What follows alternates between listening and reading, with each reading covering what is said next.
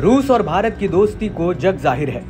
अलग अलग मौकों पर भारत और रूस एक दूसरे के प्रति वफादारी का सबूत देते आए हैं। कई ऐसे मौके आए जब रूस के राष्ट्रपति व्लादिमीर पुतिन भारत के प्रधानमंत्री नरेंद्र मोदी के कायल हो गए। इनमें से एक मौका था जब प्रधानमंत्री नरेंद्र मोदी ने भारत के 2017 में एससीओ का सदस्य बनने के 1 साल बाद पहली बार एससीओ को सिक्योर नाम दिया, जिसका अर्थ है एस से सुरक्षा, ई से इकोनॉमिकल डेवलपमेंट, सी से कनेक्टिविटी, यू से यूनिटी, आर से रिस्पेक्ट फॉर टेरिटोरियल इंटीग्रिटी यानी क्षेत्रीय अखंडता के लिए समान और संप्रभुता, ई से एनवायरमेंट यानी पर्यावरण संरक्षण।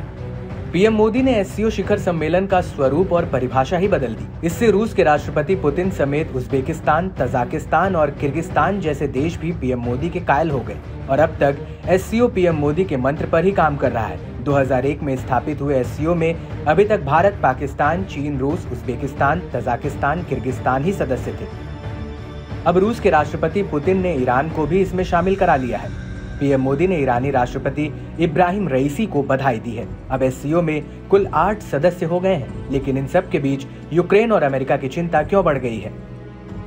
अमेरिका की बौखलाहट की वजह साफ है। ईरान रूस का नजदीकी मित्र है और अमेरिका का रूस ईरान के साथ 36 का आंकड़ा है। ईरान के पास काफी अत्याधुनिक हथियार और ड्रोन है। वहीं ईरान यूक्रेन युद्ध में रूस की मदद हथियार और ड्रोन देकर भी कर रहा है। इससे अमेरिका और यूक्रेन घबराए हुए हैं।